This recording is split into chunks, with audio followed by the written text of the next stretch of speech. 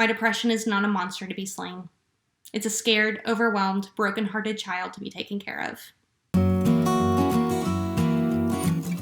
So for those I haven't met before, hi, my name is Megan. I'm married to Tom. I'm a staff member at the University of North Texas. I have a dog named Tank and a cat named Lloyd, and I have depression.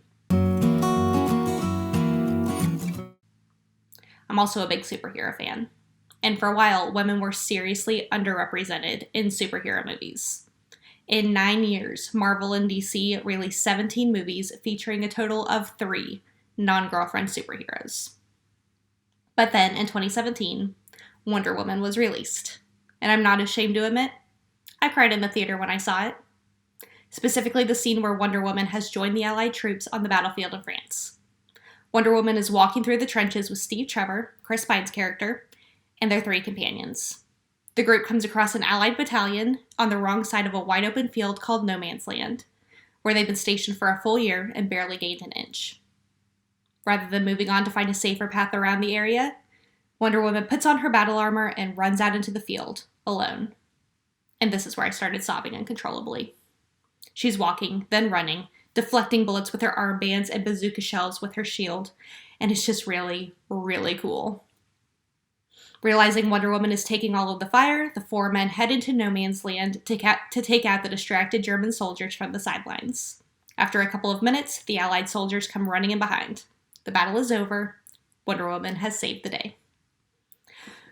When I was diagnosed with depression, this is the image that kept coming into my mind. Wonder Woman powering through No Man's Land, taking heavy fire, but standing firm. I saw myself as Wonder Woman and depression as the German forces. The comparison seemed accurate. After all, these were terms used in discussing mental illness. Depression havers battle their disease as warriors who become survivors. After years of trying to ignore what I was going through, or just accepting what I told myself, that I was broken, I became a warrior, ready to conquer the enemy and live in victory. And that's the message I grew up hearing in church. Illness of any kind, but especially mental illness, is basically a scientific name for surrendering to the devil. If you prayed hard enough, consistently enough, and with enough faith, God will bring healing, and the depression will leave. So, I went into battle. I prayed like crazy. When my symptoms would flare up, I powered through. I would deflect the bullets of sadness and throw off the bazooka shells of worthlessness. And yet, my depression remained. Had I lost the battle? Or was I fighting the wrong enemy? I want depression to be the enemy, something to vanquish. I think that's why I use words like battle and survive. But if I'm battling depression, winning would mean the illness is gone for good, right? That one day I would wake up happy and whole and free from the dark cloud. I would live the rest of my life without ever having a depressive episode. So what would losing mean? Ending things myself? That's certainly the case for many people. Sometimes the darkness takes such a tight hold, death seems like the only escape. I've certainly been that deep in the darkness and still didn't know how I made it through every night. Maybe fighting depression is the wrong approach. In her book, Miracles and Other Reasonable Things, Sarah Bessey processes her belief in the God of big miracles with her daily reality of chronic pain after a near-fatal car accident. In seeing the ways God has shown up in the pain and the healing process, and also in the absence of that one big, full and complete healing miracle, Bessey begins to see the church's role in setting God up as the one who is faithful in the victory. She says, "Back then, I didn't know how to conceive of a healing that involved doctors and medicine, let alone my own participation in practices of wholeness or embodiment. Healing would always be miraculous. And yet, over time, I also became quietly skeptical of those who claimed miracles. I grew disillusioned with the way we chased after the miraculous, the big movement, instead of after Jesus. I remember church services where healing was spoken of as a certainty, a formula to enact. If we believed, meaning if we believed right enough or spoke with enough authority or never doubted for even a moment or worshipped until heaven came down or only confessed enough scriptures, then it could still also happen here too. We simply needed to expect the bombastic, supernatural 11th hour miracle because we all know God is never late or early, only right on time. But then as I moved into my afters, after the unanswered prayers, after the broken hearts, after the disintegration of my formulas and rules for God, then I realized that we valued the victory, not the struggle. We wanted the testimony of God's faithfulness so badly that we didn't know how to engage in the work of miracles and healing. The victory either came or it didn't by God's magic. There was no middle place theology, a theology of tension, of yes and. For those of us who, yes, believed in the supernatural and in miracles, and needed a muscular theology of suffering and unanswered prayers. And that's where I landed, in need of a yes and theology. I fully believe in a God who can move mountains and perform miracles and cure a person of every ailment. And yet, something in my heart also said this wasn't in the cards for me. That for me, as for so many others, depression is something I'm going to be living with for the rest of my life. I think maybe depression is something I can learn to coexist with, like an annoying relative rather than an arch nemesis. It helps to remember we're not alone in our ailments and frustrations. In 2 Corinthians 12, 7-10, Paul writes, "Therefore, in order to keep me from becoming conceited, I was given a thorn in my flesh, a messenger of Satan to torment me. 3 times I pleaded with the Lord to take it away from me, but he said to me, 'My grace is sufficient for you, for my power is made perfect in weakness.' Therefore, I will boast all the more gladly about my weaknesses, so that Christ's power may rest on me. That is why, for Christ's sake, I delight in weaknesses, in insults, in hardships, in persecutions, in difficulties. For when I am weak, then I am strong." I had to figure out what it looked like to accept depression as a part of who I am, to rely on God's grace so that Christ's power may rest on me, to delight in hardships and weakness, knowing this is where I will find my strength. When I do the work of managing my mental health, things seem to improve. When I get upset and throw a tantrum because my depression is back, or when I pretend it doesn't exist, things get worse. Managing my mental health means a lot of things. It means managing my physical health, watching what I eat, limiting the amount of alcohol I drink, exercising, going into the sunlight. It also means managing the media I consume. If I'm dealing with a personal struggle, a fight with a family member, or a friend going through a tough situation, I can't handle movies or TV shows with similar storylines. It also means managing my spiritual health.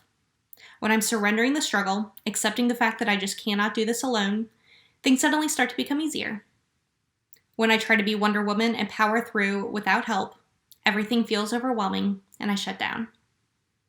It can be a lot to manage, but the hard work of being healthy is far less painful than trying to manage the symptoms when I'm not taking care of myself. I've also learned to be very careful and check my expectations. Last year, I tried Whole30.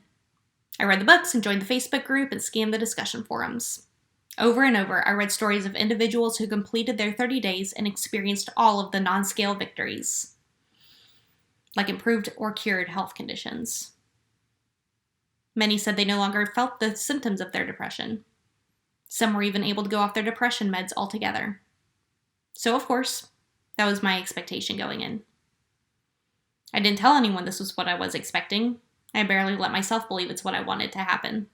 And then, when I felt the dark cloud descend around day 15, I lost it. I was so mad. So many others were able to cure their depression by eating better. I must not be trying hard enough. I didn't want to believe my depression wasn't something I could control or fight hard enough to overcome. The same thing happens when I'm doing yoga or meditation or praying consistently for my depression to be relieved. Things are better for a while, until they're not. And rather than accept that severe depression likely won't be cured by lifestyle changes, or that God isn't going to cure me of this illness, I just get mad at myself for not working hard enough to be healthy. So, this is an expectation I have to manage. Not doing something, a new diet or lifestyle change, with the expectation that it will cure my depression. Just being aware of how keeping myself healthy makes it so much easier to manage when my depression hits. Learning to accept my depression has also meant a reevaluation of how I see God's healing in my life. Like Sarah Bessie before her accident, I expected a miracle. Growing up with the belief that depression is a spiritual affliction, it only seemed natural that I could pray hard enough, in the right way, and with the right combination of words to convince, or really strong arm, God into granting me relief. After all, didn't he see how hard I was working to be whole? But of course, healing never came, at least not in the way I expected. Bessie continues, "I wasn't wrong before. Healing is always miraculous. It's just that my idea of miracles was too narrow and restrictive. I began to see the miracles of the therapist, of the antidepressant, of faithful sobriety, of the doctor's diagnosis, of physiotherapy, of glorious neurodiversity, of differently abled bodies, of making friends with one's body instead of an enemy, of transformed hearts, of patience, of long walks in the morning before the moon has fully disappeared from the sky. When we're repeatedly told to trust God for healing, it can be so disheartening to wake up every morning still carrying the weight of depression. The lack of a complete overnight healing is not a lack of God's love or power. If you were able to roll out of bed for 5 minutes of stretching on the floor, that is God. If you were able to take a walk around the block or eat something besides saltines and ramen, that's God. If you were able to brush your teeth or take a shower, that's God. And if all you were able to do is wake up and just exist for another 24 hours, that is God. For some, God does show up in the overnight miracle. For others, the miracle is continuing to live with depression for months or years, or decades. I don't know why some get the one big miracle and others continue to battle the same illness their whole lives.